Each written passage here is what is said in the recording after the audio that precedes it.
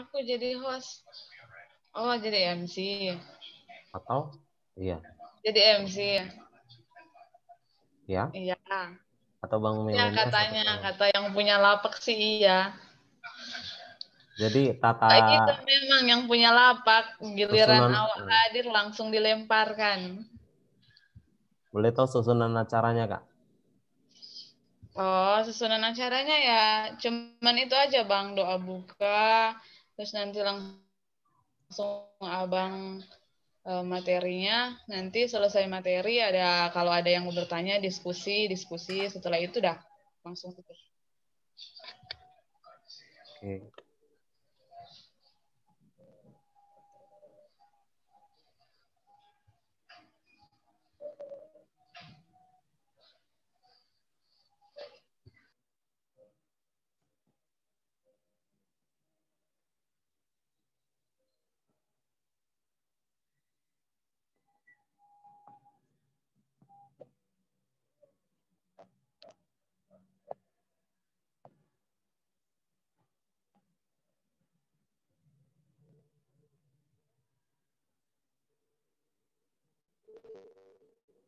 Halo Junika.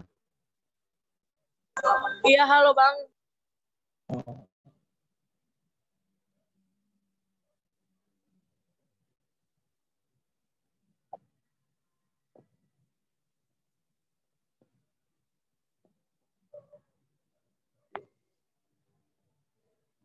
Malam Elga.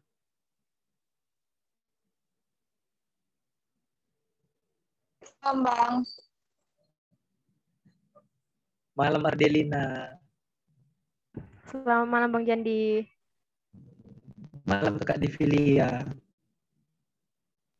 Selamat malam Jandi. Itu aja cowok-cowok nggak usah.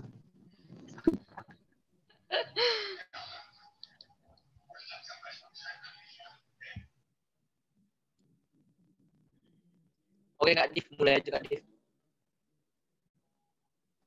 Ya, mulai aja nih.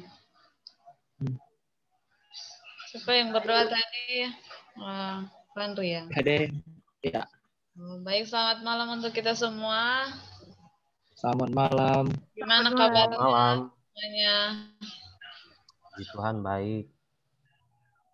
Oke, saat ini kita masuk lagi ya di diskusi kita pada malam minggu. Nah, untuk doa buka akan dipimpin oleh Abang atau Kakak Fandri. Langsung ini, Miss. Langsung. Oke. Mari kita tunduk kepala dan kita berdoa.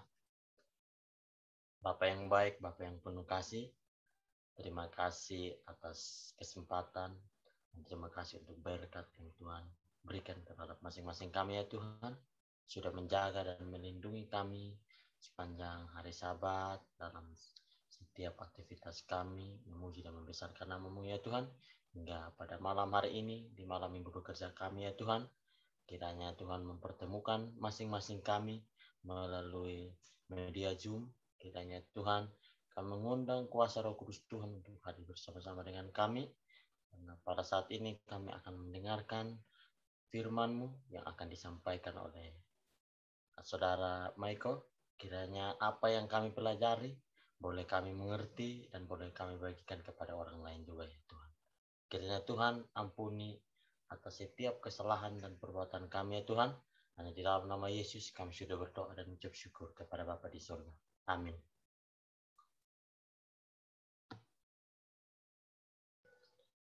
Amin. Terima kasih kepada Kakak Fandri yang sudah memimpin kita dalam doa buka.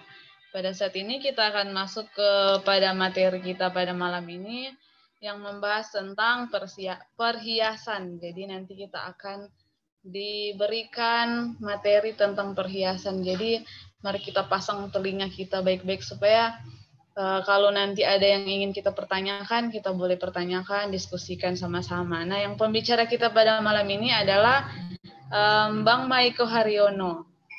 Dia adalah PHD atau Pendeta Hari Depan yang berkuliah di UNAI. Dan statusnya masih single. Masih boleh lah yang cewek-cewek di sini. Boleh kan Bang? Atau udah terikat ini? Oke, kita langsung saja berikan kepada Bang Maiko untuk materi kita pada malam ini. Oke, terima kasih sebelumnya. Kita bersyukur pada Tuhan, kita berkumpul di sini dalam keadaan baik, tidak kekurangan satu apapun. Walaupun mungkin dalam keadaan pandemi ini, kita masih diberikan kesempatan untuk berkumpul di Zoom ini, untuk mendengarkan atau untuk membahas mengenai satu topik. Topiknya diberikan kepada saya tentang perhiasan. Jadi sebelum saya masuk ke materi, boleh nggak saya izin untuk merekam semua kegiatan kita yang ada di Zoom ini? Karena nanti saya ada channel YouTube, saya ingin membagikan video ini untuk di-share ke YouTube. Sebelumnya saya boleh minta izin dulu?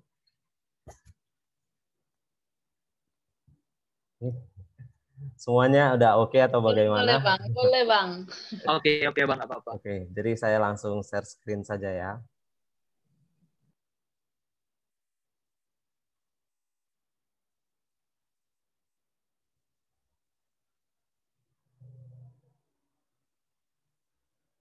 Sudah kelihatan?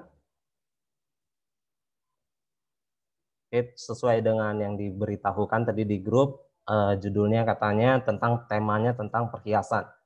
Jadi saya di sini buat satu judul, mengapa sih orang Advent didorong untuk tidak memakai perhiasan? Saya sendiri memiliki latar belakang bukan dilahirkan dari orang yang beragama Advent. Saya dulu beragama Islam, saya dilahirkan dari agama Islam, kemudian saya ke agama Buddha, kembali lagi ke Islam, hingga akhirnya saya menjadi seorang Advent. Ketika saya berada di Advent, saya lihat bahwa ternyata di agama ini begitu banyak tanda kutip larangan ya, di mana kita tidak boleh ini, tidak boleh melakukan ini, tidak boleh berbuat ini, dan banyak hal lainnya.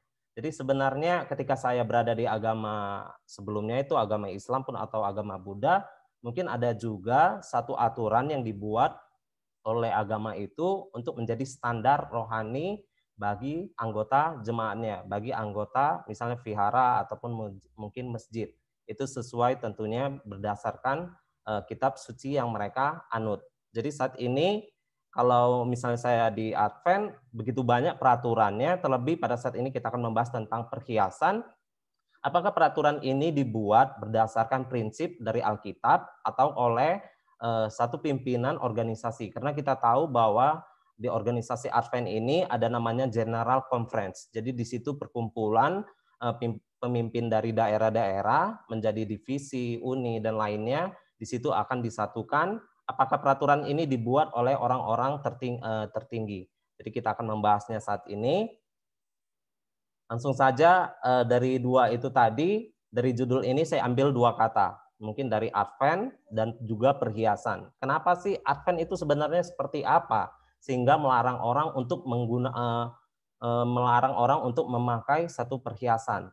Jadi apa sih itu Advent? Advent diambil dari kata bahasa Latin yang itu Adventus, yang artinya adalah kedatangan. Banyak orang beranggapan bahwa orang Advent itu masih menanti kedatangan Yesus yang pertama kali. Banyak orang beranggapan kalau orang Advent itu tidak percaya Yesus sudah disalibkan, sehingga mereka masih melakukan atau meninggikan hari Sabat dan tidak makan haram atau halal lainnya. Tetapi menurut Wikipedia, ya di sini saya ajaran gereja Advent yang sangat menonjol. Salah satunya di situ di garis biru dikatakan kedatangan Kristus yang kedua kali. Jadi kita semua percaya ternyata yang kami pahami mengenai orang Advent ini adalah salah satunya kedatangan Kristus yang kedua kali. Kami percaya bahwa Yesus sudah datang yang pertama kali, dia sudah mati di kayu salib untuk menebus dosa kita semua. Tetapi kenapa sih orang Advent itu masih melakukan ini, tidak boleh ini, tidak boleh ini? Apakah itu berdasarkan prinsip Alkitab? Nanti kita akan melihat mengenai jawabannya. Jadi di dalam Matius 22, tadi sebelumnya kita masuk ke sini katanya, kita percaya pada saat Yesus datang kedua kali, kita percaya bahwa orang benar akan dibangkitkan. Sedangkan orang benar yang masih hidup akan diubahkan seketika itu juga dan diangkat untuk bertemu dengan Tuhan Yesus. Ketika kita di dunia ini, kita mungkin memiliki satu nilai atau mungkin satu moral bagaimana ketika kita mau berjumpa dengan seseorang, kita harus mempersiapkan penampilan kita. Misalnya saja kita bertemu dengan presiden. Tentu kita harus menyiapkan satu penampilan yang terbaik. Bagaimana ketika kita mau berjumpa dengan Tuhan yang adalah Raja di atas segala raja, apakah kita datang hanya seperti datang gitu aja, padahal kita tahu bahwa Tuhan telah menebus kita. Di sini ada satu perumpamaan di dalam Matius 22 ayat 1 sampai 14. Di sini tentang perumpamaan perjamuan kawin. Kita tahu bahwa seorang raja memiliki anak dan di situ anaknya ini akan melakukan perjamuan kawin. Jadi diundang semua banyak orang, raja ini ketika diundang kepada banyak orang tidak ada yang hadir. Jadi raja ini mencoba untuk mengundangnya lagi hingga akhirnya mereka berkumpul. Di ayat 11 dikatakan ketika raja itu masuk untuk bertemu dengan tamu-tamu itu, ia melihat seorang yang tidak berpakaian pesta. Ayat selanjutnya, ayat 12, ia berkata kepadanya, "Hai saudara, bagaimana engkau masuk kemari dan tidak mengenakan pakaian pesta?" Tetapi orang itu diam saja. Di ayat ke-13 dikatakan, lalu kata raja itu kepada hamba-hambanya, "Ikatlah kaki dan tangannya, dan campakkanlah orang itu ke dalam kegelapan. Yang paling gelap, di sanalah akan terdapat ratap dan kertak dan gigi." Jadi di sini dikatakan bahwa ternyata mereka raja ini sudah menyadakan perjamuan kawin untuk anaknya, sudah diundang tamu, tamu itu hadir, mereka tidak mengenakan pakaian pesta. Jadi sebenarnya apa sih pakaian pesta itu? Itulah adalah tabiat Kristen. Kita sudah menerima Yesus sebagai juru selamat kita, tetapi apakah tabiat kita itu sama tidak seperti yang kita ikuti, yaitu Yesus Kristus? Lalu pertanyaannya, kapan sih sebenarnya kita membentuk tabiat itu? Di dalam Filipi 2 ayat 5 dikatakan, "Hendaklah kamu dalam hidupmu bersama, menaruh pikiran, perasaan yang terdapat juga dalam Kristus." Artinya, kita membangun tabiat kita selama hidup kita. Dalam hidup kita, pikiran kita, perasaan kita harus sama seperti yang kita ikuti, yaitu Yesus.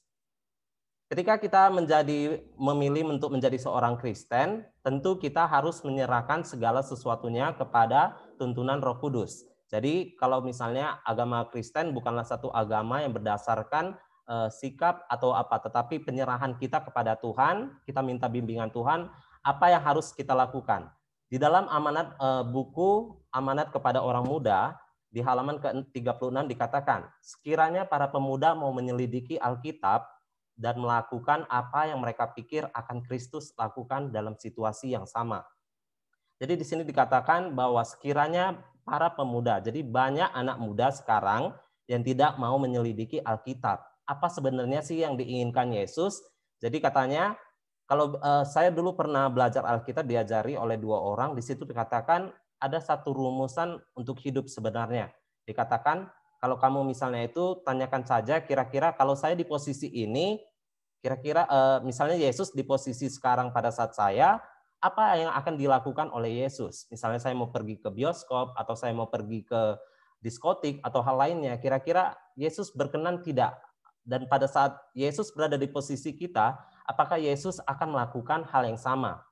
Begitu juga dengan menggunakan perhiasan pada saat ini. Ada istilah WWJD. Ini istilahnya kepanjangan dari What Would Jesus Do? Istilah ini sangat populer di Amerika Serikat sekitar tahun 1800-an oleh Charles Sheldon. Jadi istilah ini ketanyakan apa sih yang akan dilakukan Yesus, sama seperti dari buku Amanat kepada Orang Muda. Kalau saya berada di posisi ini, apakah yang akan dilakukan oleh Yesus? Jadi bagaimana prinsip-prinsip ini, apakah sesuai dengan Alkitab atau tidak, kita akan bertanya kepada Yesus melalui jawaban yang akan diberikan oleh Alkitab. Setelah kita bahas poin yang pertama, kita masuk kepada poin yang kedua. Apa sih sebenarnya perhiasan itu? Menurut Kamus Besar Bahasa Indonesia, perhiasan artinya barang yang dipakai untuk berhias. Jadi segala sesuatu benda yang dipakai untuk berhias itu adalah perhiasan. Contohnya, bisa saja seperti cincin, subang, anting-anting, tusuk konde, dan lain sebagainya. Lalu pada zaman kuno, perhiasan jauh lebih primitif dan tidak secanggih bahan yang kita lihat sekarang ini.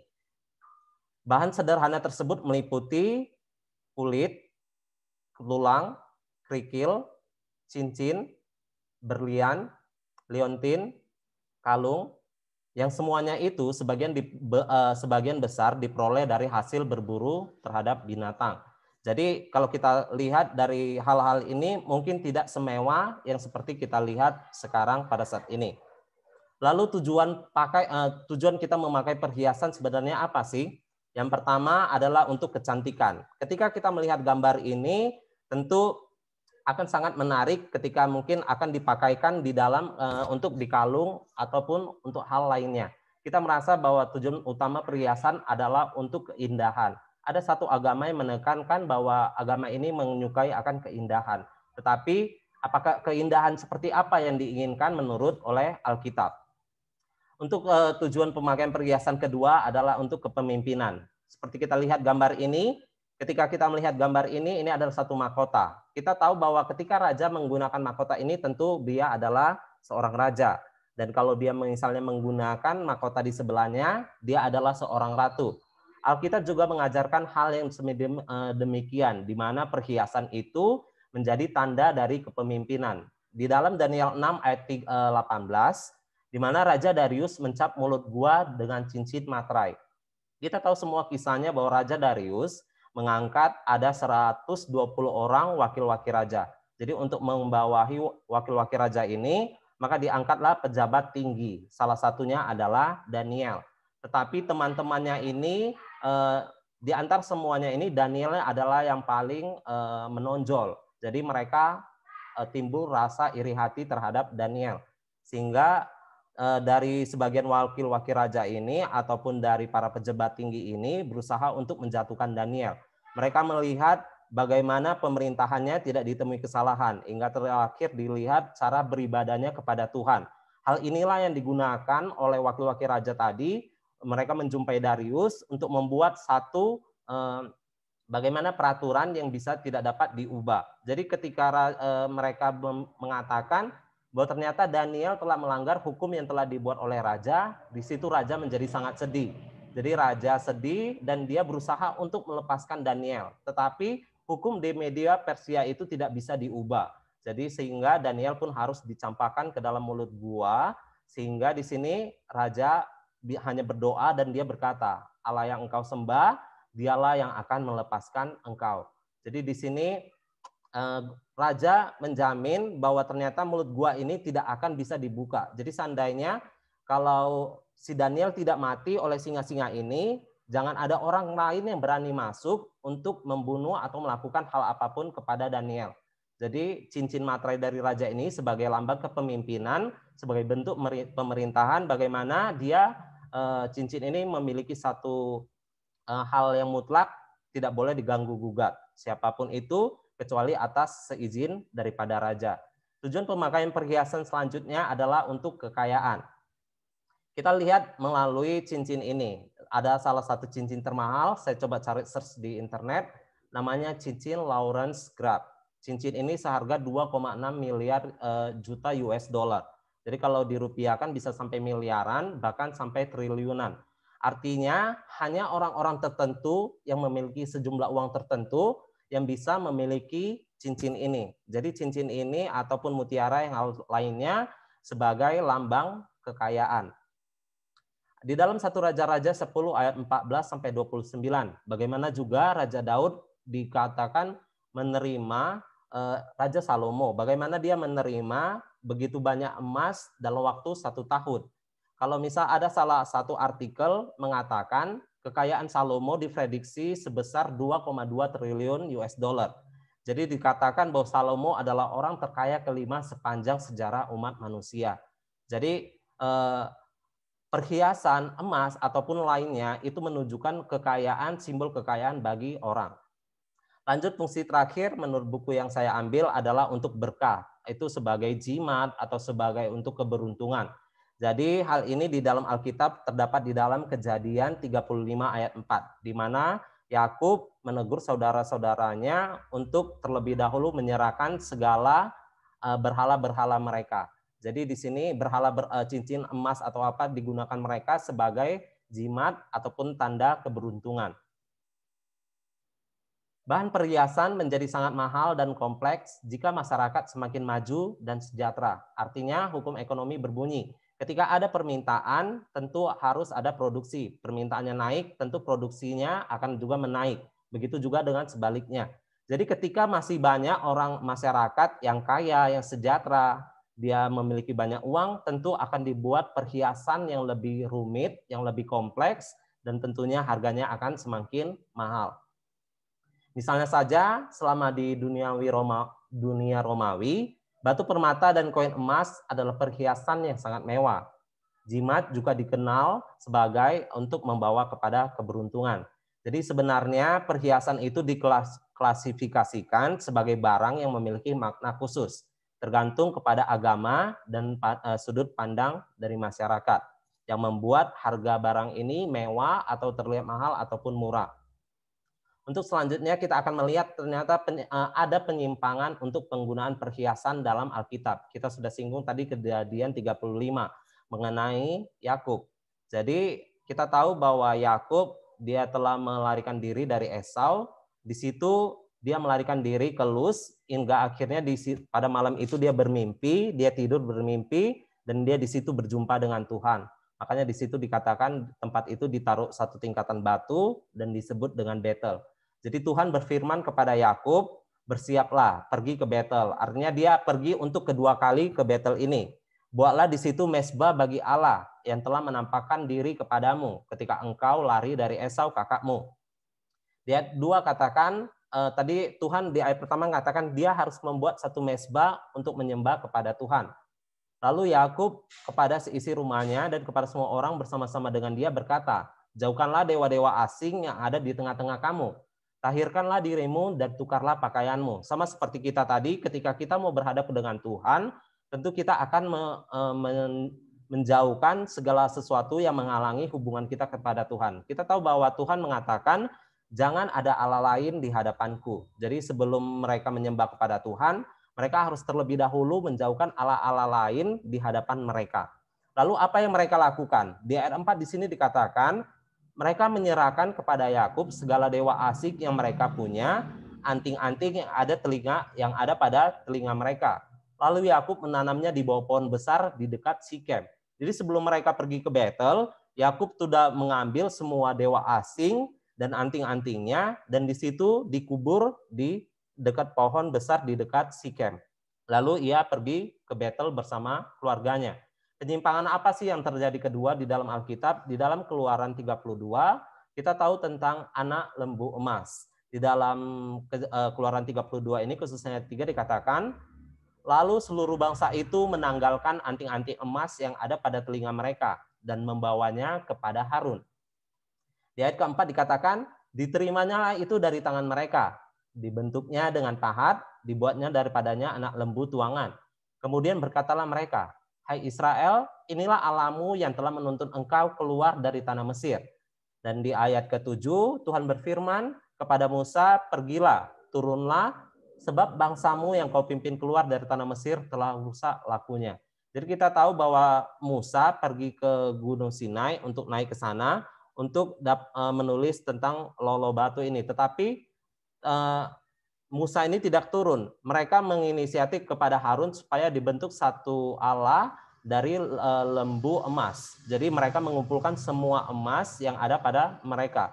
Dan ini katakan Tuhan langsung berfirman kepada Musa untuk segera turun sebab bangsa umat Israel ini telah rusak perilakunya.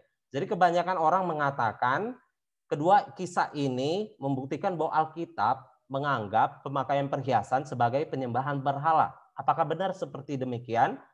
Di dalam Matius 2 ayat 11 dikatakan, maka masuklah mereka ke dalam rumah itu dan melihat anak itu bersama Maria ibunya. Lalu sujud menyembah dia. Mereka pun membuka tempat harta bendanya dan mempersembahkan persembahan kepadanya, yaitu emas, kemenyan, dan mur. Di sini kita tahu bahwa orang Majus jumpa kepada Yesus ketika dia masih baru dilahirkan. Dan di sini mereka menyembah dia, lalu memberikan persembahan emas, kemenyan, dan mur. Artinya emas dalam Alkitab digunakan bukan hanya kepada penyembahan berhala. Kenapa sih emas yang tadi kisah dari Yakub dan juga lembu emas itu dianggap sebagai penyembahan berhala? Sedangkan di sini emas, kemenyan, dan mur kita tahu bahwa Yesus, orang Majus ini, setelah mereka mengetahui keberadaan Yesus, dia tidak langsung menyerahkan laporan kepada Herodes. seperti yang dimintanya. Jadi orang Majus ini pergi dari jalur yang lain, tidak berjumpa kepada Herodes. Raja Herodes ini marah sehingga membunuh seluruh bayi yang berusia di bawah 2 tahun di Bethlehem. Jadi dari sinilah Tuhan menyediakan satu persediaan untuk Yusuf, Maria, dan Yesus, yaitu dari emas, kemenyan, dan mur. Ini saya ambil dari buku Kerinduan Segala Zaman.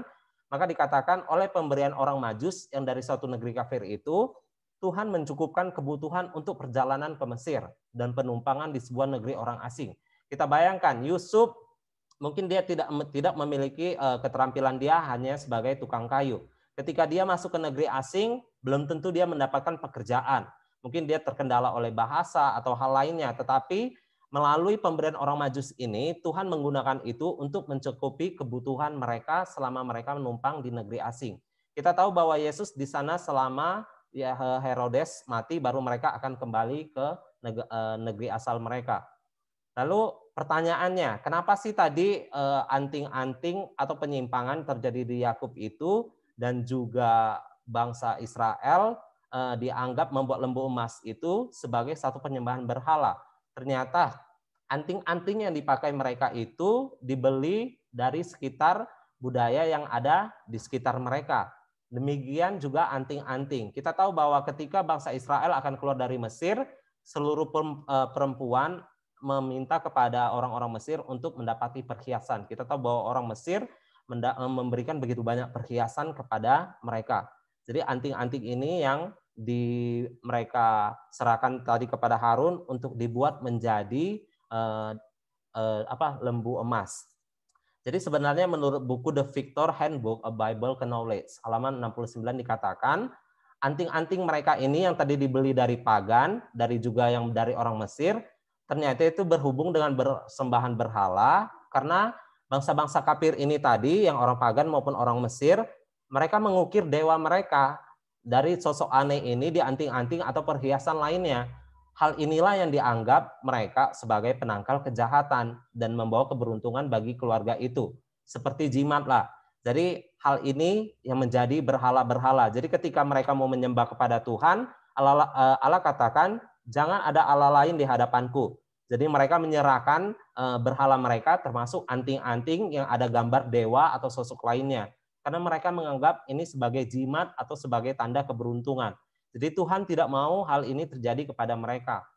Tuhan mau agar bangsa Israel sepenuhnya menyembah kepada Allah yang benar. Jadi pertanyaannya, mengapa orang Advent didorong untuk tidak memakai perhiasan? Ini tentu topik yang akan kita bahas tadi. Sebagai umat Kristen masih Advent hari ke-7, ini saya ambil dari buku Peraturan Jemaat, dikatakan kita telah dipanggil untuk keluar dari dunia.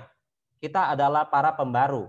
Agama kita harus memiliki suatu pengaruh yang membentuk semua aktivitas kita. Kebiasaan-kebiasaan kita haruslah berakar pada prinsip, bukan kepada contoh dari dunia di sekitar kita. Jadi kita tahu bahwa bangsa Israel keluar dari perbudakan yang ada di Mesir atas tuntunan Tuhan. Bagaimana mereka telah keluar, mereka menjadi satu contoh untuk menyembah kepada Allah yang benar. Mereka adalah sebagai pembaru kepada bangsa-bangsa yang ada di sekitarnya. Ketika mereka lewat, bagaimana apa yang dilakukan oleh Tuhan sehingga mereka bisa lepas dari bangsa Mesir, mereka menjadi sangat takut. Ternyata Allah yang mereka sembah itu lebih kuat. Jadi sebenarnya setiap aktivitas yang dilakukan oleh bangsa Israel pada saat itu mempengaruhi bangsa-bangsa yang ada di sekitarnya.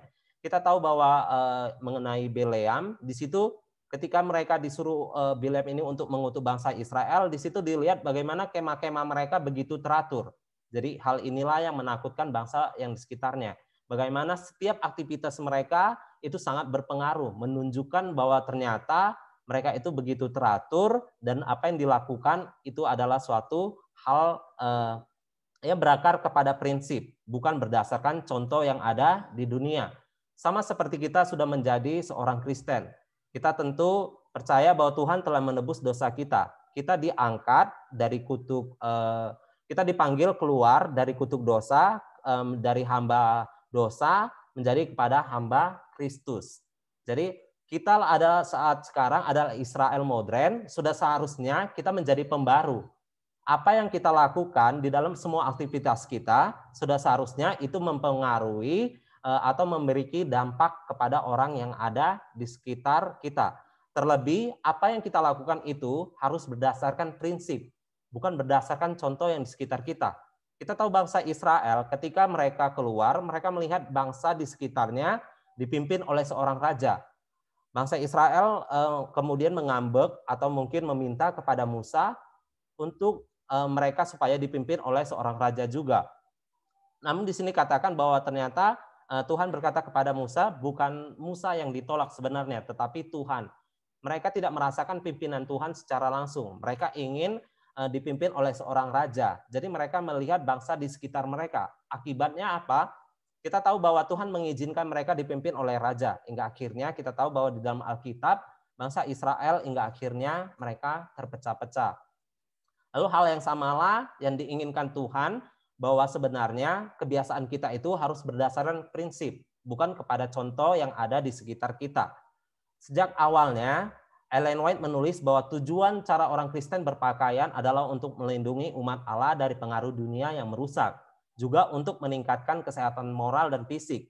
Selain itu, Ellen White juga menasihatkan bahwa kita harus menghindari penampilan yang mencolok dan pemakaian barang-barang perhiasan. Mode-mode yang hebat dan iseng-iseng saja, terutama sekali yang sudah melanggar hukum kesopanan, dan bahwa pakaian kita haruslah, jika memungkinkan, bahan yang berkualitas baik. Warnanya pantas, yang terpenting adalah disesuaikan untuk pekerjaan Tuhan. Jadi Ellen White selain dari hal pakaian, tadi katanya semua aktivitas kita harus berpengaruh kepada orang lain, memiliki dampak apabila orang lain melihatnya. Jadi bukan hanya dari sekitar perilaku kita, apa yang kita pakai dari pakaian, dan juga penampilan kita, itu juga akan memberikan dampak kepada orang lain. Jadi sebenarnya apa sih prinsip yang didasarkan kepada Alkitab ini mengenai tentang perhiasan? Di dalam 1 Timotius 2 ayat 9, Rasul Paulus menasehatkan supaya rambut jangan berkepang-kepang, jangan memakai emas atau mutiara, ataupun pakaian yang mahal-mahal. Hal ini sangat jelas bahwa Alkitab mengatakan penggunaan perhiasan berlawanan dengan kehendak Allah. Pemakaian perhiasan adalah usaha untuk menarik perhatian yang tidak sesuai dengan sikap orang Kristen yang mengosongkan dirinya. Bagaimana dengan orang Advent yang memakai cincin kawin? Kita tahu bahwa ternyata orang Advent bukan hanya di Indonesia atau mungkin di Malaysia dan lainnya. Kita tahu ada satu denominasi, mungkin HKBP, itu hanya berada di sekitar di Indonesia. Mungkin kita tahu kalau satu budaya, tetapi mereka tentunya memiliki satu pemahaman. Bagaimana dengan orang Advent yang mungkin tersebar di berbagai negara? Di sini ada beberapa orang Advent yang memakai cincin kawin. Jadi di sini dikatakan ada beberapa negara menggunakan cincin kawin itu merupakan suatu keharusan. Hal itu dianggap baik bagi masyarakatnya dan tidak lagi dianggap sebagai perhiasan. Dalam keadaan seperti ini, kita tidak cenderung untuk mempersalahkan praktek tersebut.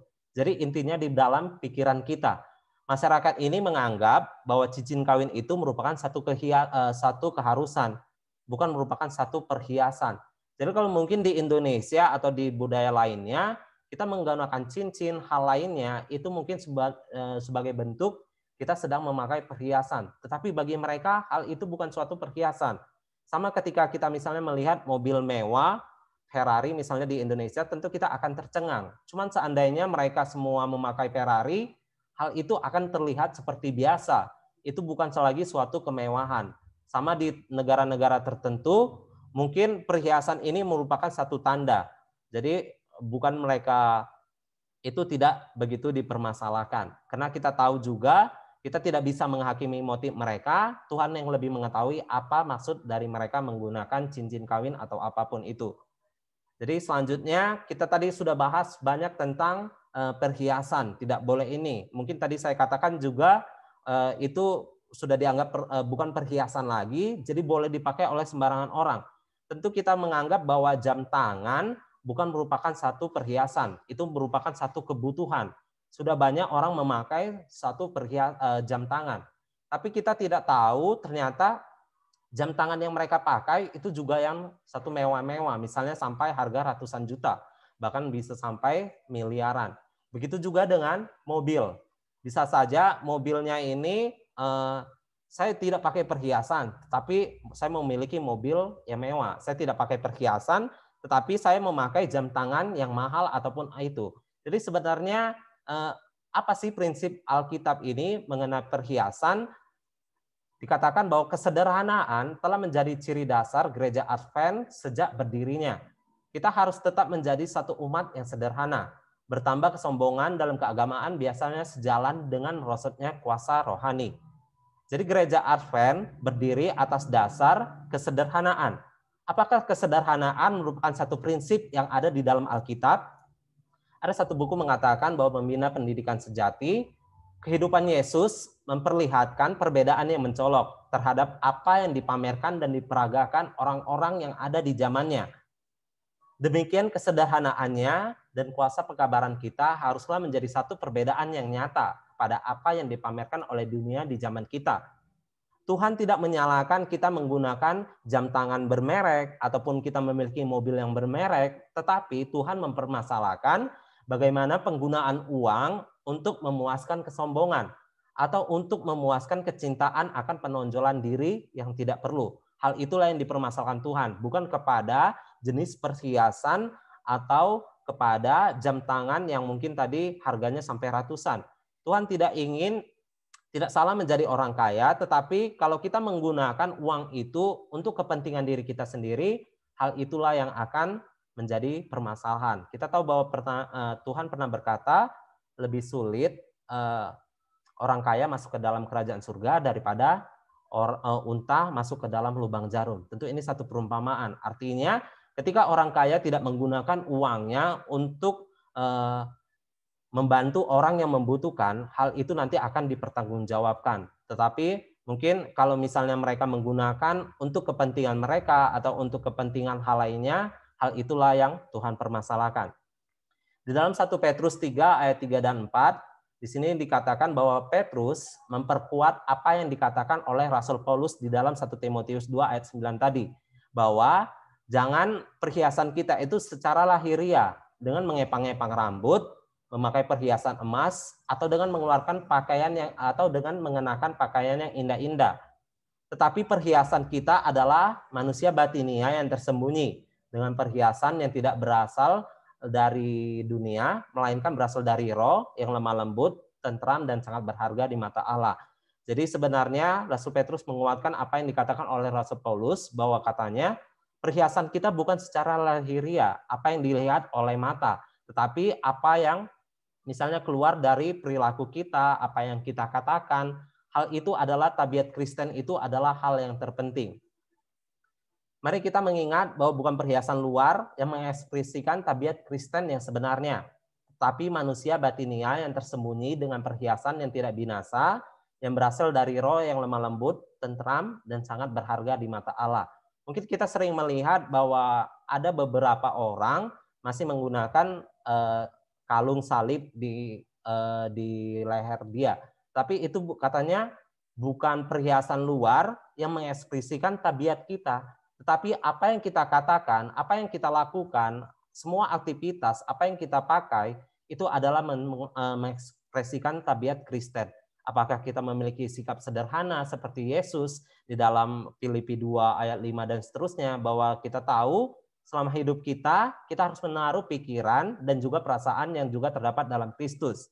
Yang walaupun dalam rupa Allah tidak menganggap kesetaraannya sebagai Allah yang harus dipertahankan.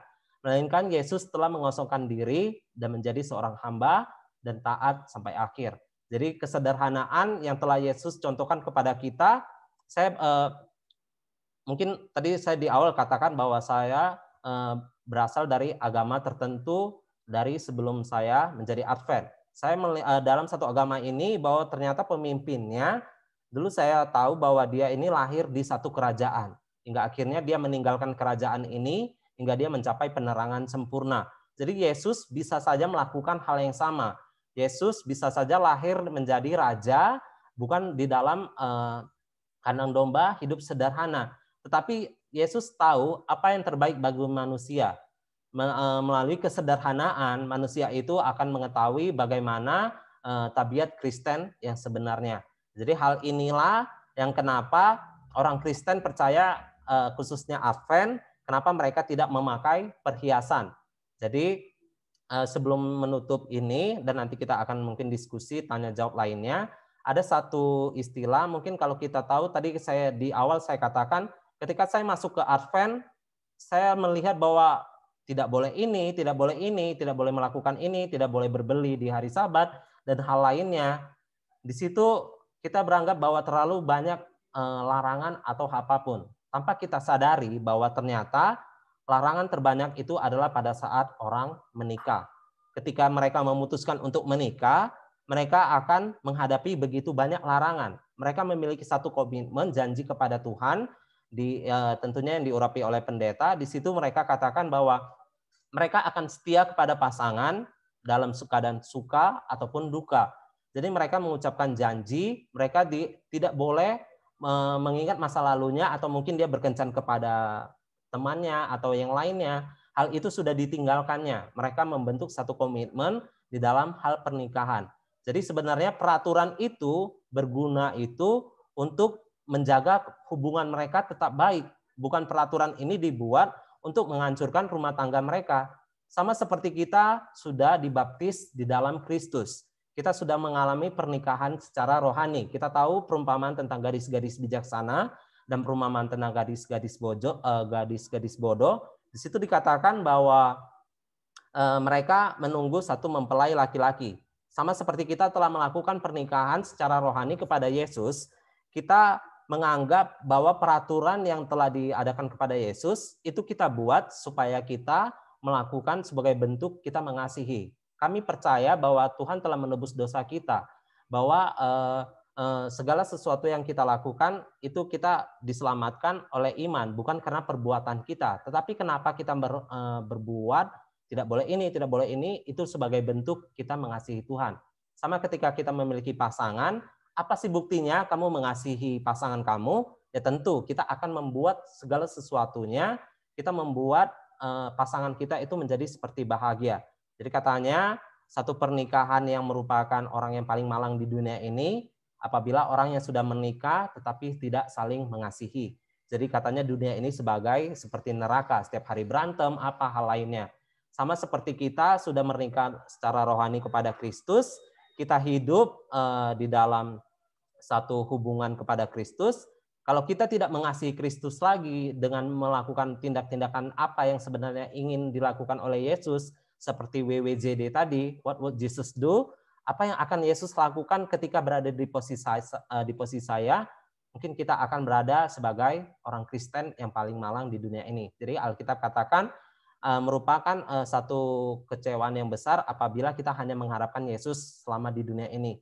Kita berharap Yesus untuk kehidupan yang akan datang. Mungkin sekian, kita akan serahkan kepada pembawa acaranya. Terima kasih, Tuhan memberkati. Baik, terima kasih kepada Bang Maiko yang sudah membawakan materi. Jadi kalau aku dapat pelajarannya, Tuhan ini kayak mesra banget ya sebenarnya. Tuhan juga pengen kita supaya fokus kita ke Dia. Tapi kadang kita karena tergiur dengan keinginan-keinginan di dunia ini, jadi ya apalagi nggak tahu lah ya kalau laki-laki, kalau cewek-cewek, apalagi udah lihat ini itu pernak-pernik ini itu, pengennya mau aja beli. Kalau andaikan banyak uang pasti semua dibeli ya. Untung susah. Kalau banyak uang pasti dibeli. Nah, kira-kira teman-teman pada malam ini ada nggak kira-kira pertanyaan atau merasa menjanggal atau apa kayak yang dalam hati yang ingin disampaikan atau ingin bertanya, boleh ditanyakan saat ini. Kita diskusi sama-sama.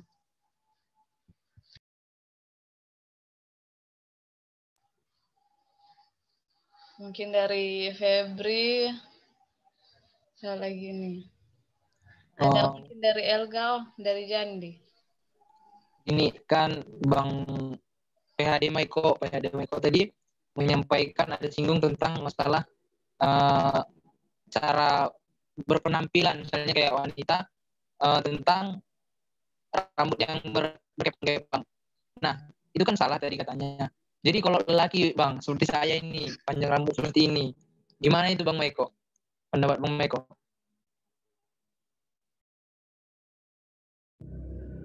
Pertanyaannya mungkin ya kalau berkepang gitu. Tadi perempuan yang berkepang-kepang ya. Saya tidak tahu jenis kepang pada saat itu seperti apa di zaman pada saat yang tadi kan. Tentu hal itu ada memiliki maksud dan tujuannya. Jadi kalau misalnya kalau laki-laki gondrong atau apapun, banyak dunia sekarang menggambarkan Yesus memiliki rambut gondrong atau apapun. Jadi saya tidak bisa memberitahukan secara pastinya kira-kira makanya tadi kita harus bertanya kepada Tuhan. Misalnya saya memiliki rambut seperti ini, apakah itu berkenan kepada Tuhan atau tidak? Kita tidak bisa, saya tidak berani mengatakan bahwa orang rambut gondrong itu salah atau bagaimana. Tapi kita lebih tadi, karena kita tidak tahu ya konteksnya ini berkepang-kepang seperti apa. Jadi kalau misalnya laki-laki itu sebenarnya berambut pendek atau panjang, saya pun tidak tahu itu menurut prinsip Alkitab atau tidak. Tetapi marilah kita bertanya kepada Tuhan, mungkin itu pertanyaan tidak bisa. Kita bertanya apakah ini sudah berkenan atau tidak. Apakah ini yang disetujui atau tidak. Mungkin kalau teman-teman lain bisa membantu atau mungkin mau memberikan masukan supaya kita juga di sini saling berdiskusi. Kira-kira jenis kepang apa sih sebenarnya yang dikatakan di dalam 1 Timotius 2 ayat 9 tadi. Rambutnya jangan berkepang-kepang, tidak boleh memakai emas, perhiasan, mutiara, dan lainnya. Mungkin boleh kasih masukan juga.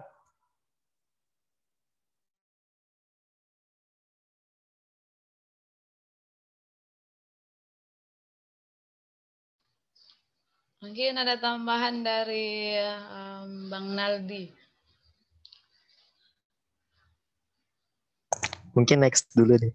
Oh, next dulu Bang Hiskia atau Bang siapa ini? Bang Kerion Giawa. Oh, jangan langsung dimatiin Bang. Oh, ada ini yang mau bertanya, ada sedikit mau tanya. Kalau kami ada sebuah pernikahan dilaksanakan dan itu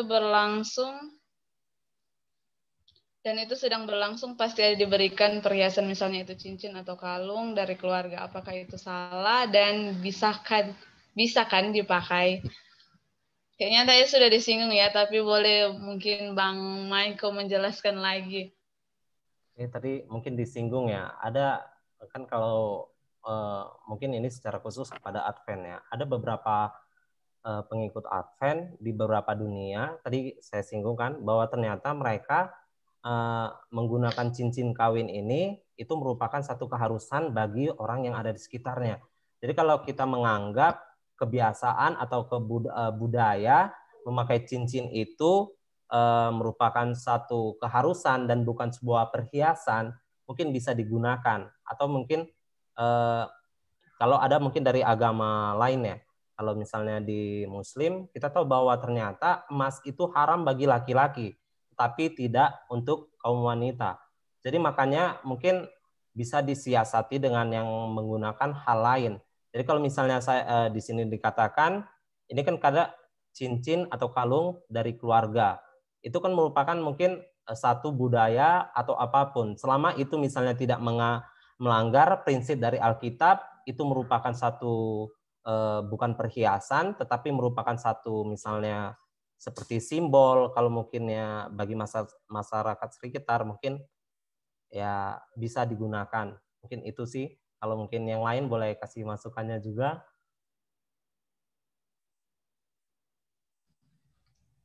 Mungkin ada tambahan, maaf ya tadi saya skip pertanyaan sebelumnya. Untuk pertanyaan yang tentang kalung-kalung ini, perhiasan pada saat pernikahan, ada tambahan kah?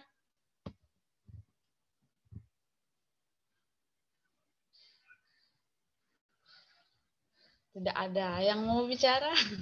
Oke, mungkin yang tadi jangan ditanyakan, kalau mau dibilang ya, kalau mau dibilang saya sebagai guru dalam pendidikan, ini dalam konteks pendidikan ya, saya tidak tahu jelas juga kalau dalam Alkitab seperti apa. Saya masih mencari tahu, masih penasaran juga, apalagi pas ditanya tadi kan. Kalau misalnya dalam pendidikan itu etisnya laki-laki itu harus berambut pendek.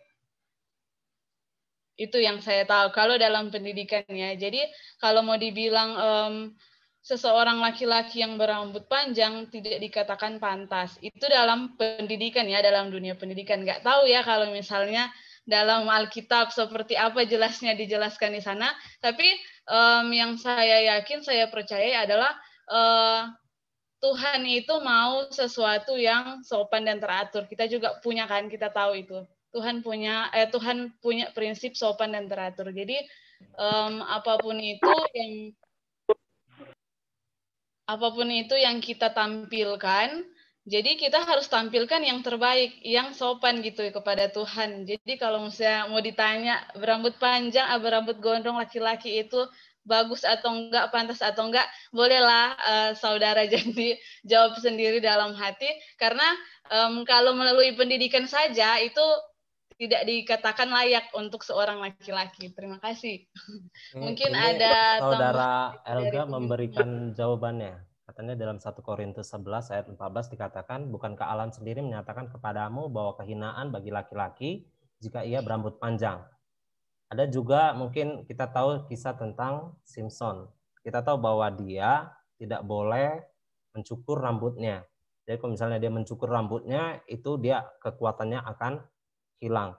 Jadi memang idealnya kalau kita tadi sekolah, kalau saya dulu berambut panjang udah dikasih tahu nanti misalnya ada kami semua laki-laki dipanggil keluar, di situ kami akan dicek rambutnya panjang, maka gurunya langsung ambil gunting, langsung dia pangkas suka hati dia, mau di sini yang tebal, mau di sini yang apa, jadi terserah kepada gurunya. Mau tidak mau, kami pulang sekolah dengan penampilan itu ya tentu mana tukang pangkas terdekat, kami akan pangkas. Jadi mungkin dunia, apalagi mungkin adat orang timur beranggapan bahwa rambut pendek mungkin adalah yang ideal. Tetapi misalnya kalau tadi ada kasus tertentu seperti Simpson, bagaimana Tuhan menyuruh supaya dia tidak menyukur rambutnya, mungkin hal itu. Jadi saudara Jandi lagi kepala, apakah rambut panjang itu atas kehendak Tuhan atau mungkin hanya keinginan kita supaya kita tampil mencolok di hadapan orang lain. Mungkin Jandi sendiri yang bisa menjawab. Mungkin itu aja. Sangat memuaskan. Oke, terima kasih. Itu juga sudah dijawab sama Elga Sinaga di kolom chat ya. Jadi langsung ada teguran nyata ya, Jandi. Mungkin ada pertanyaan lagi atau masih mau dibahas lagi pertanyaan-pertanyaan tadi yang 2 tadi dan tentang perhiasan saat pernikahan dan rambut panjang. Kalau tidak, mungkin ada pertanyaan yang lain lagi yang mau dibahas oleh teman-teman malam ini berhubung dengan perhiasan.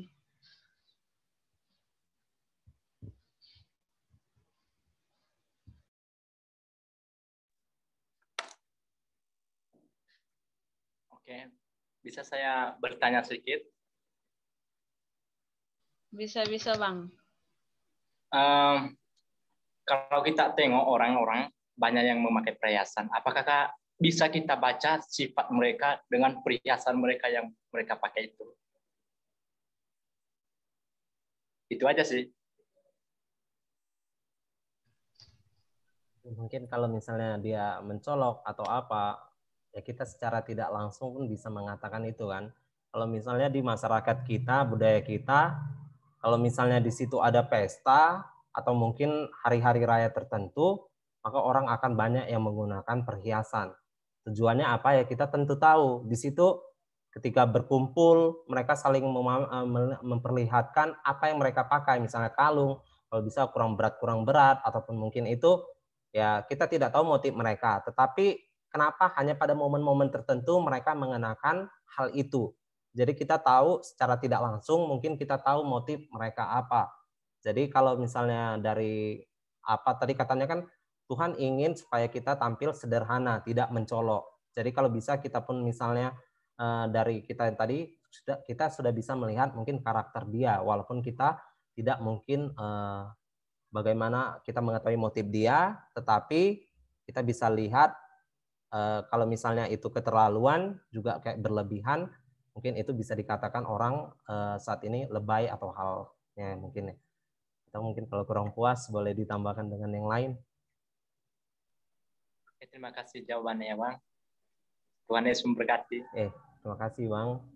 Mungkin yang lain juga kalau mau menambahkan, karena saya juga bukan dari latar belakang Advent ya, saya hanya membuat presentasi ini berdasarkan bacaan yang saya ambil dari, saya minta kepada dosen saya, di situ ada website, dia tunjukkan websitenya, dan ini pun saya translate, artinya mungkin kalau teman-teman yang sudah lahir di Advent atau apa, mengetahui kayak kira-kira perhiasan apa sih sebenarnya, kenapa nggak boleh, karena saya juga masih mempelajari, saya coba menggali beberapa hal yang tentu berdasarkan dari Advent itu sendiri, dari peraturan jemaat, dan dari buku-buku lainnya. Mungkin kalau mau memberikan tambahan, saya juga, karena kita di sini saling diskusi, terima kasih juga Bang Jandri sudah mengundang saya, dan juga beberapa teman, mungkin Ko Renaldi atau Bang Fandri, sudah siap memberikan materi di kesempatan yang akan datang, tergantung kita mungkin topiknya apa yang akan kita bahas. Jadi ya terima kasih, salam kenal. Ya ada di sini teman saya tadi tiga jadi kami, sama Kak Febri juga ya dari Kak Divilia mantan, mungkin ya mantan dari Unai maksudnya, bukan. Mantan apa? Jadi ya kita saling diskusi, saling sharing, mungkin kayak saya membahas topik ini karena satu permintaan. Mungkin kalau ada hal ke depannya, banyak kok pembicaraan di sini yang siap. Bang Fandri, Konaldi, Bang Milenias, juga Bang Kerry juga pasti tentulah siap. Oke, sebelumnya juga saya izin, ini kan saya rekam. Kalau bisa, saya ada YouTube, saya masukkan ke aplikasi YouTube saya ya. Apakah semua bersedia? Gak ada yang keberatan kan? Oke, terima kasih. Baik, mungkin masih ada lagi yang ingin menambahkan. Jangan diam-diam baik. Oh, Jandi. Oh, bentar ya Kak, ada tadi teman saya yang nanya. Jin, tadi apa kita tadi? Bentar ya Kak. Siap, ditunggu. Mungkin ada dari teman-teman yang lain sebelum ke temannya Jandi. Aku Kadip. Febri, silakan. Mau menanggapi yang masalah menggunakan perhiasan tadi. Sebenarnya nggak hanya menggunakan perhiasan, kita bisa melihat seseorang itu sombong atau tidak. Memang perhiasan menjadi salah satu contohnya karena kita tahu perhiasan harganya mahal dan juga warnanya yang mencolok, dan itu sering sekali apalagi kita orang Batak, saya pribadi orang Batak, apalagi ibu-ibu Batak kalau ke pesta itu apa yang nggak pernah dia gunakan pasti akan ditunjukkan. Nah, itu kebiasaan dan itu biasanya menjadi kesombongan. Tapi kita sebagai orang muda pun menunjukkan kesombongan itu satu, nggak hanya saya pribadi, saya Advent. Saya menunjukkan kesombongan, saya nggak pakai perhiasan, tapi dengan pakaian apa yang saya gunakan. Contohnya saya menggunakan pakaian yang cantik nih, hai sahabat ini. Terus teman-teman saya nanya, ih bajunya cantik ya. Nah, di situ saya udah mulai sombong tuh. Ya dong, cantik. Beli di sini loh, mahal loh. Nah, itu salah satu jadi kesombongan. Tapi itu bukan perhiasan loh. Dan yang kedua, ini kalau di sekolahan ya, ada sinyal ini. Lanjut Febri, kedengaran kok. Kedengaran nggak Kadip? Kedengaran. Contohnya kalau kita di sekolahan, gak usah ya di sekolah atau kuliah. Nah, kita pakai sepatu baru nih ke kelas. Sepatunya baru. Itu nggak pernah kita pakai ke kelas, baru kita beli terus kita pakai. Terus teman-teman itu pada nanya, sepatu baru ya mereka apa? Adidas ya, Nike ya. Nah, kita sombong tuh. Iya nih, Nike mahal tahu 500.000. Nah, secara tidak langsung kita sudah menunjukkan kesombongan walaupun kita tidak menggunakan perhiasan emas, cincin, anting-anting atau berlian yang mahal. Jadi contoh sederhana ini paling sederhana adalah handphone. Kalau nggak iPhone nggak gaya, kalau nggak iPhone nggak bagus, kalau nggak iPhone nggak keren. Nah, ketika kita menggunakan handphone, tujuan kita sebenarnya menggunakan handphone itu untuk kepentingan kita, apalagi online ini. Tapi disalahgunakan sama orang-orang muda kayak kita. Contohnya, kita karena dipaksa oleh zaman, kita membeli handphone. Handphone kita contohnya terupdate. Contoh sekarang yang terupdate iPhone 12. Nih ya, iPhone 12. Gak usah ada iPhone. Vivo yang pada update. X50. Nah, teman-teman kita itu pasti kepo sama apa yang kita punya. Ih, apa tuh? Kok kameranya ada 3? Kok ada bobanya? Iya kan, cantik kan? Coba lihat deh. Coba lihat, pinjam deh. Jangan dong, jangan lihat. Mahal tahu, nanti lecet. Itu udah kesombongan. Kita udah sombong secara tidak langsung. Kayak, apaan sih? Masa cuma megang aja langsung lecet? Kan nggak mungkin. Nah, secara nggak langsung, ternyata kita pribadi sudah membuat kesombongan melalui harta yang kita miliki. Harta itu tidak hanya perhiasan. Contohnya Kak Renaldi nih pakai kacamata. Bisa aja dia membuat kacamata sebagai kesombongan. Kita nggak tahu kan. Biar dia kelihatan ganteng, gini. Maaf ya Kak Naldian. Kita nggak tahu kan. Makanya itu, buat abang tadi yang mana yang nanya nggak tahu. Perhiasan salah satu hal yang dibuat kesombongan karena itu menonjol.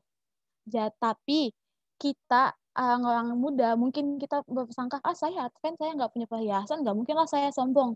Ingat, pakaian yang kita gunakan, sepatu yang kita gunakan, handphone yang kita gunakan, bahkan jam tangan pun yang mungkin kita anggap itu yang mungkin orang nggak bakal perhatiin, bakalan ada manusia orang yang perhatiin, jam tangan baru, HP baru, bakalan ada, dan itu akan membuat kita merasa sombong dengan apa yang kita miliki. Thank you.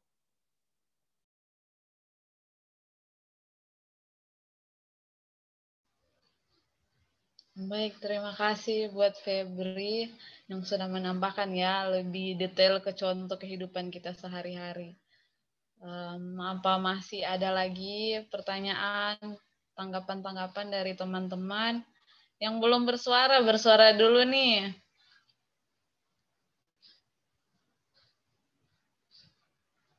Gimana Bang Kak Hiskia? Sudah jelas? Masih ada tambahan Kak? Ya, terima kasih Kak Dikuliah. Terima kasih untuk pertanyaan-pertanyaan dan juga terima kasih buat Bang Maiko Haryono ya. Terima kasih untuk materinya. Dari materi ini pun terkadang sangat penting untuk kita ya, apalagi kita kehidupan Kristen ini, karena sering merasa kalau diri kita ini sudah paling benar. Apalagi yang udah dari kecil di Advent udah paling benar, jadi kayak aku pakai apa ke gereja atau aku ngapain aja pasti itu benar. Nah, itu seringkali yang salah. Jadi terima kasih buat Bang Maiko buat materinya sudah kembali menyadarkan kami. Dan juga terima kasih untuk pertanyaan-pertanyaan yang tadi dibahas. Ada sempat saya simak pertanyaannya Saudara Zandia tentang rambut. Nah, kalau rambut ini sebenarnya tadi saya mau bahas, tapi rambut saya sendiri pun ini masih panjang. Belum sempat ke tukang pangkas. Jadi, saya juga diam-diam saja begitu ya. Jadi kalau sedikit dari saya tentang rambut ini, sebenarnya itu kembali kepada diri kita sendiri. Dari kita sendiri kembali menyadari siapa kita dan apa tugas kita. Nah, jika kita menyadari akan tugas kita, maka kita pun sendiri, kalau saya seorang tentara, masa saya harus pakai baju-baju yang lain? Saya harus pakai baju tentara, harus pakai baju tentara, dan juga potongannya rambut itu harus seperti ini. Nggak mungkin seperti yang lain-lain, ya kan? Terus, kalau saya seorang pembalap atau yang lain, pasti semua dengan gaya-gaya mereka masing-masing. Nah, begitu juga dengan kita, sebagai kita umat Kristen. Nah, apa yang harus kita contohkan kepada setiap teman-teman kita atau setiap pribadi yang kita jumpai di luar sana? Apakah gaya hidup yang seperti, apakah yang akan kita tunjukkan? Apakah berantakan atau rapi? Itu semua tergantung dari pilihan kita, tergantung bagaimana cara kita menyadari akan kehadiran kita di tengah-tengah mereka, di tengah mereka. Jadi ibaratnya kita sebagai seorang calon pendeta atau mungkin dari yang lain di dalam bidang kita masing-masing, bisa kita kembali menyesuaikan dengan gaya kita, gaya hidup kita. Mungkin sedikit dari saya. Terima kasih. Terima kasih untuk Kak Hizkia. Bagaimana nih, masih adakah pertanyaan atau tambahan-tambahan? Ini saya lihat ada yang baru. Kak Ronald, adakah pertanyaan atau tanggapan seputaran dengan pembahasan kita tentang perhiasan? Baik, terima kasih. Jadi kalau soal mengenai perhiasan itu, di Alkitab udah jelas katakan yang perhiasan itu tabiat kita. Kenapa saya katakan tabiat kita? Ingat yang menentukan hidup kita masuk ke dalam kerajaan surga bukan pakaian kita, bukan handphone yang kita punya, itu hanya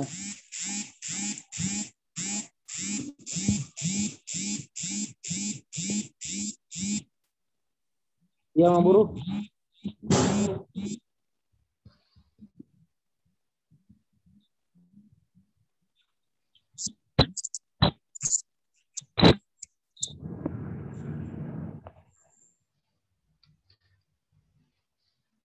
Oke, mungkin lagi angkat telepon ya.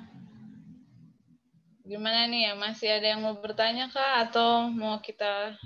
Oke, maaf tadi ada di telepon ya.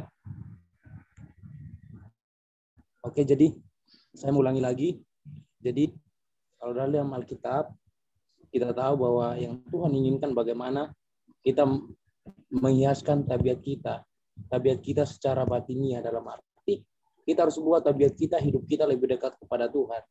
Orang-orang mudaku sekalian, ketika kita mempunyai barang yang mahal, nggak salah kita punya barang yang mahal. Dalam Alkitab pun nggak ada Alkitab bilang kita punya barang yang mahal, nggak salah. Tapi bagaimana kita menggunakannya? Kalau kita gunakannya kita pamer, kita selalu, oh ini barang saya mahal. Nggak usah kita bilang seperti itu. Tanpa kita bilang pun orang tahu. Apalagi kalau kita punya barang mahal, terus orang meminjam, kadang kita nggak mau ngasih. Nggak mau ngasih itu sebenarnya hak kita. Tetapi kalau orang lagi butuhkan, ya boleh kita berikan. Jadi ingat tujuan hidup kita mau ke surga. Bagaimana kita harus bisa buat tabiat kita lah yang harus kita menentukan. Karena kehidupan kita di dunia ini hanya sementara. Yang jadilah terang, marilah kita selalu memupuk tabiat-tabiat kita yang baik. Ketika kita memupuk tabiat-tabiat kita yang baik, karena dalam tulisan Ellen G. White dalam Pena Inspirasi katakan bahwa tabiat kita lah yang menentukan hidup kita di dunia ini. Sayang sekali kita semua anak-anak Tuhan, orang-orang muda, dari kecil kita dididik untuk selalu datang gereja, selalu beribadah, tetapi akhir hidup kita nggak masuk ke dalam kerajaan sorga. Itu merupakan salah satu hal yang paling disesali. Lebih baik kita nggak usah jadi orang Advent, kita nggak usah kenal kebenaran, toh akhirnya kita nggak masuk sorga. Jadi teman-temanku sekalian, tambahan dari saya, marilah kita tanyakan dalam diri kita masing-masing. Sudah di mana tabiat kita?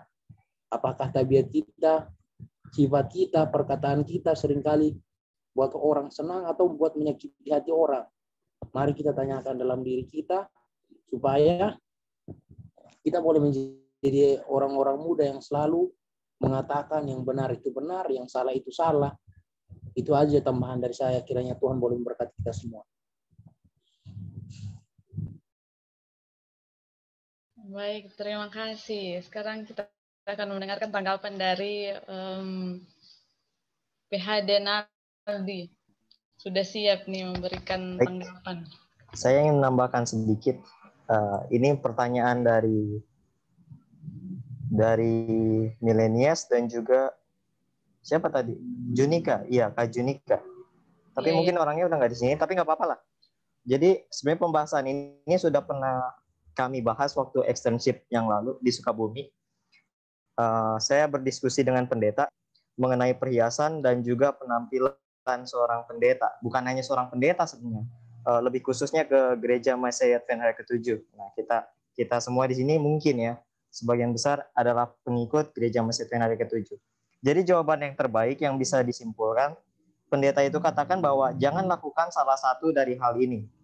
Yang pertama, kalau hal itu mengganggu imanmu, jangan kamu lakukan.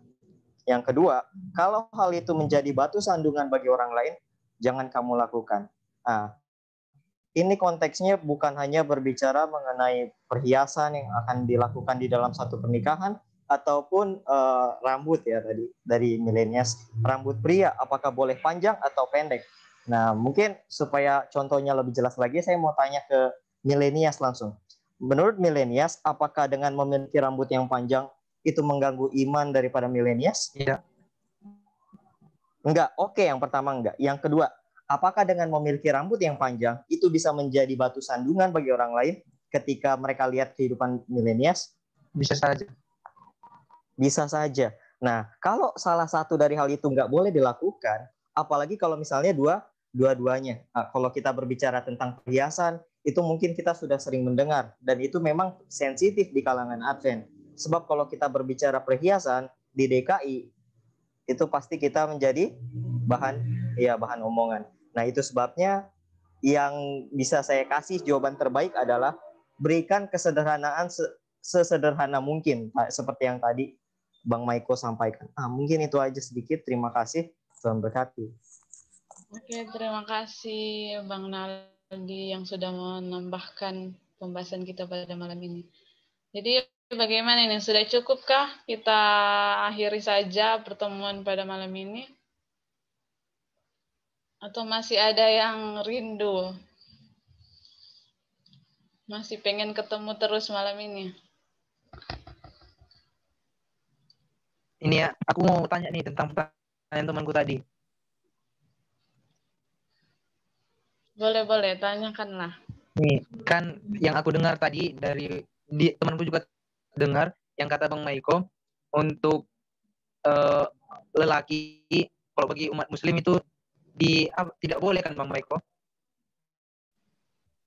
Nah, terus di Alkitab yang kita sudah lihat dan jelas di dalam Timotius 2 ayat 9 tadi, demikian juga hendaknya perempuan hendaklah ia berdandan dengan pantas, dengan sopan dan sederhana. Rambutnya jangan berkepang-kepang, jangan memakai emas atau mutiara ataupun pakaian yang mahal-mahal. Nah, di sini tentang perhiasan yang teman saya bahas ini, katanya dia kasih pertanyaan sama saya. Jadi karena saya nggak bisa jawab, jadi mau tanya sama teman-teman di sini. Di sini dibahas tentang perempuan yang tentang memakai perhiasan. Nah, bagaimana dengan lelaki? Apakah ada ayat-ayat mendukung untuk melarang bahwa laki-laki itu tidak dapat menggunakan perhiasan begitu?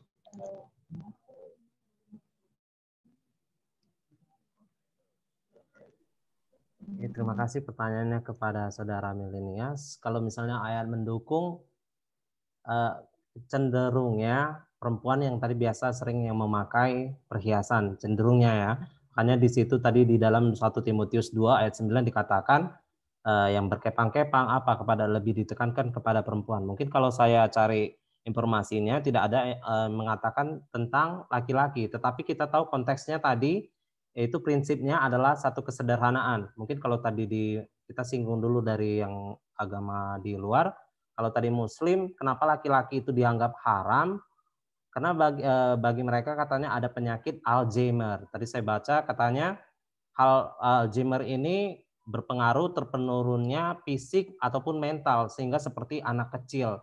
Jadi ini diakibatkan oleh perpindahan logam atau migrasi logam emas ini ke dalam tubuh. Dia jadi berendap di darah dan juga nanti di urinnya kandungan logam dari emas, atom emas ini akan banyak. Jadi kenapa perempuan dia bisa?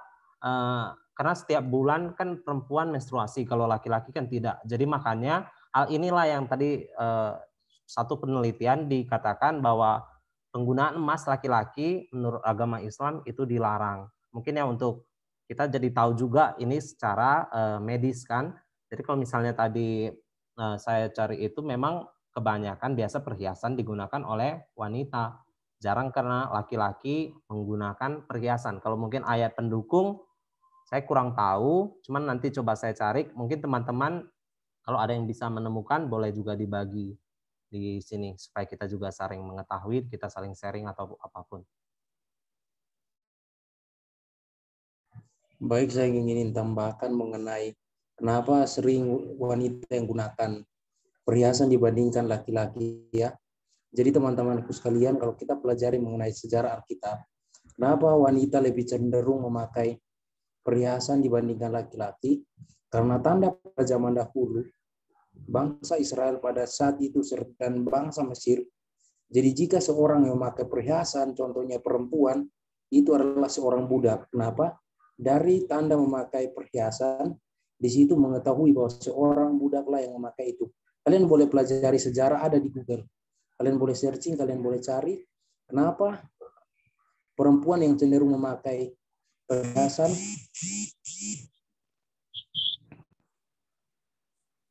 kenapa cenderung perempuan yang memakai perhiasan? Karena perempuan di situ menggambarkan dia adalah seorang hamba, jadi dia memakai. Dan laki-laki tandanya dia seorang hamba, pakaian dia dipotong, bajunya setengah. Jadi di situ ada perbedaan antara perempuan dan laki-laki. Jadi orang memakai perhiasan pada zaman dahulu, dinama perempuan itu adalah seorang hamba, dan laki-laki cenderung tidak memakai perhiasan. Itu tambahan dari saya.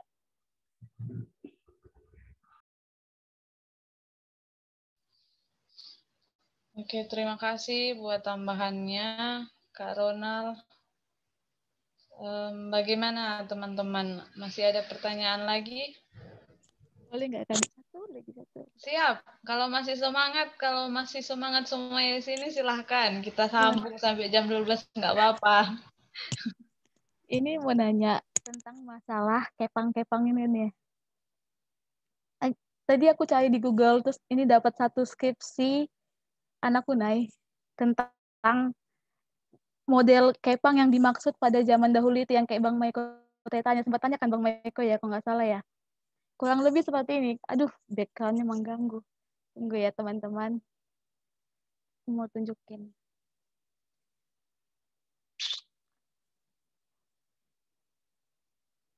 Ya. Begini. Modelnya begini pada zaman dahulu. Ini aku dapat dari salah satu anak Unai. Skripsi anak Unai, bimbingannya Sergei Takaya. Jadi dia modelnya mengepang di depan gitu kan, dan di belakang semakin mengecil, kurang lebih begitu. Nah, ini kan pada zaman dahulu nih. Nah, pada saat ini kita bisa dapatin itu bagaimana? Maksudnya, aku pribadi, aku suka mengepang-epang rambut gitu loh. Suka kepang-kepang apalah gitu, yang nempel-nempel di rambut, ikat-ikat.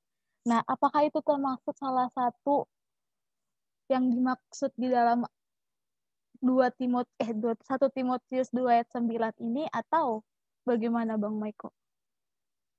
Karena kan cewek-cewek ini kan suka ikat sini, ikat atas, ikat samping, terus ikat setengah, kepang begini, kepang begitu. Dialihkan ke saya ya. Jadi kalau yang lain pun bisa menjawab, silakan. Tapi tadi kalau misalnya kan di dalam 1 Timotius 2 ayat 9 dikatakan berkepang-kepang. Makanya saya tidak berani mengatakan kepang seperti apa. Karena Alkitab ditulis itu berdasarkan sejarah, latar belakangnya, kondisi budaya masyarakat di mana Alkitab itu ditulis. Jadi tadi saudara Febri sudah menjelaskan bagaimana kepang yang dimaksud. Tadi kalau kita lihat mungkin di depannya agak naik, di belakangnya kecil. Kalau bisa dibilang kayak topi, ataupun mungkin kalau mungkin ya maaf kayak burung merak atau apa ya. Jadi hal itu kan kalau misalnya terlihat seperti menonjol. Seperti katanya kan harus sederhana atau apapun. Jadi mungkin untuk yang tadi ini kalau saudari Febri yang kembali ke tadi yang ditambahkan oleh saudara Renaldi. Apakah kira-kira yang saudari Febri lakukan ini berkepang rambut yang mungkin untuk bagi pada saat itu model kepangnya seperti itu. Mungkin saudara Febri sekarang kepangnya seperti ini. Kira-kira kalau yang dilakukan itu apakah mengurangi iman Febri ataukah itu menjadi batu sandungan bagi orang lain? Karena makanya saya tadi harus mengetahui juga jenis kepangnya seperti apa, karena Alkitab itu ditulis menurut kebudayaan dari mereka. Jadi kadang bisa diaplikasikan ke semua orang atau mungkin tulisan itu tidak bisa diaplikasikan. Mungkin itu sih kalau mungkin yang ada yang mau menambahkan. Mungkin tadi karena di sana dulu mencolok ya, kayak tadi. Memang saya sering lihat film-film zaman dahulu, mungkin gaya rambutnya seperti itu. Jadi mungkin ya kalau bagi kita itu kan mencolok atau hal sebagaimana. Mungkin yang lain boleh menambahkan.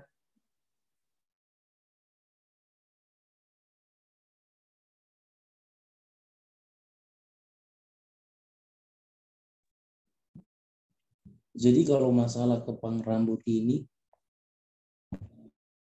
jadi teman-temanku semua, kalau masalah kepang rambut ini sebenarnya kembali lagi gak bermasalah sebenarnya. Kenapa? Budaya kita berbeda kok dengan budaya timuran sana. Kalau kalian pelajari di Alkitab, di 1 Korintus, di tulisannya Paulus katakan, berilah cium kudus. Kalau kita pelajari itu pun sama kok, ada satu peristiwa mengenai bagaimana tradisi budaya yang berbeda-beda. Jadi kita nggak bisa bawa tradisi budaya yang berbeda itu masuk ke tradisi kita. Intinya gini, kalau rambut kita contohnya perempuan, dekepang rambut itu sampai terlambat ke gereja, itu merupakan hal yang salah. Itu merupakan hal yang salah. Sampai harus berdandan, mengeluarkan banyak duit untuk rambutnya, itu merupakan hal yang salah. Tetapi kalau berkepang rambut secara wajar-wajar, nggak salah kok. Karena dalam Alkitab katakan, segala sesuatu yang membuat kita jauh dari Tuhan, itu dinamakan berhala. Karena tentunya kita semua pengen rapi kan, pengen rapi rambutnya. Contoh nih, kalau orang rambut keriting, dia nggak kepang rambutnya, pasti rambutnya berantakan. Benar nggak? Pasti berantakan rambutnya. Tapi kalau dia kepang rambutnya, dia sisir rapi, pasti bagus rambutnya. Tetapi yang jadi masalahnya, duit dia semua habis untuk rambutnya. Bahkan ke gereja pun terlambat hanya mengurus rambutnya. Itu merupakan salah satu persoalan yang harus kita yang harus kita lihat. Jadi perbedaan budaya timur dengan budaya kita pasti berbeda. Itu tambahan dari saya. Mungkin dari teman-teman semua silakan. Ada lagi boleh ditambahkan.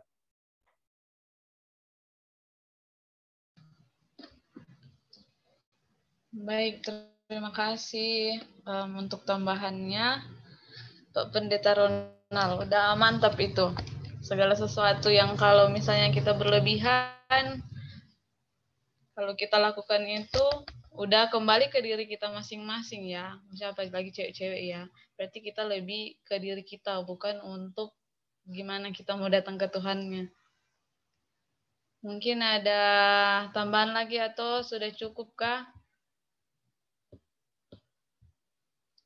Gimana ini teman-teman? Kalau sudah tidak ada lagi, kita akan menutup kegiatan kita pada malam ini. Terima kasih untuk Bang Maiko yang sudah membawakan firman, membawakan materi tentang seputaran perhiasan pada malam ini. Semoga di lain waktu boleh menyampaikan lagi ya.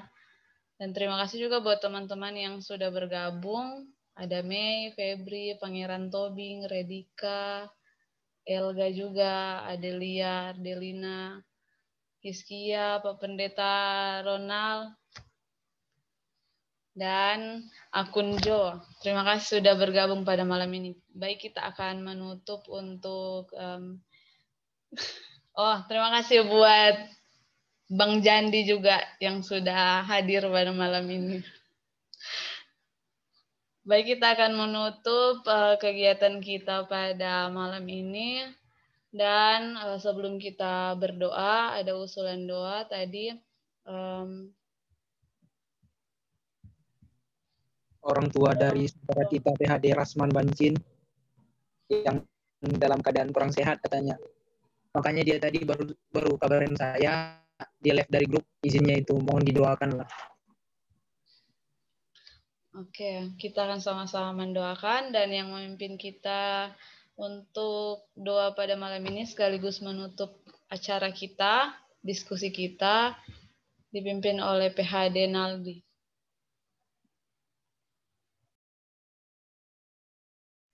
Tadi namanya siapa? Takut salah.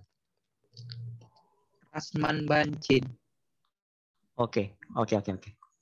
Baik, kita bersatu di dalam doa. Bapa kekal bertata dalam kerajaan surga, kami bersyukur Bapa untuk pemeliharaan Tuhan sampai saat ini Bapa, di mana Tuhan telah menyatakan kasih karunia Tuhan begitu banyak kepada kami Bapa, berkat jasmani maupun berkat rohani, boleh kami terima teristimewa pada malam hari ini Bapa. Kami boleh mendapatkan satu berkat melalui pelajaran yang telah disampaikan oleh Saudara Maiko, yang mengajarkan kepada kami betapa pentingnya kesederhanaan di dalam kehidupan kami. Betapa pentingnya kami harus hidup sebagaimana Yesus hidup pada zaman itu, Bapak. Bapa di surga, pada saat ini Bapak sebagai manusia yang berdosa, seringkali kami jauh daripada Tuhan, melakukan apa yang jahat di mata Tuhan. Itu sebabnya Bapak, kami memohon ampun atas setiap pelanggaran yang kami lakukan. Ajari kami hari demi hari untuk tetap dekat dengan Tuhan.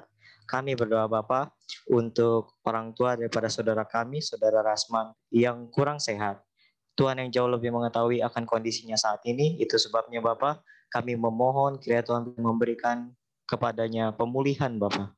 Kami juga berdoa Bapak untuk orang-orang keluarga kami yang mungkin dalam keadaan sakit juga. Berikan kepada mereka kesembuhan. Bagi yang lemah iman, kiranya Tuhan boleh kuatkan Bapak. Kami berdoa untuk KPA ini Bapak, kiranya melalui KPA ini Bapak boleh mendatangkan banyak orang-orang untuk dipersiapkan untuk kedatangan Tuhan.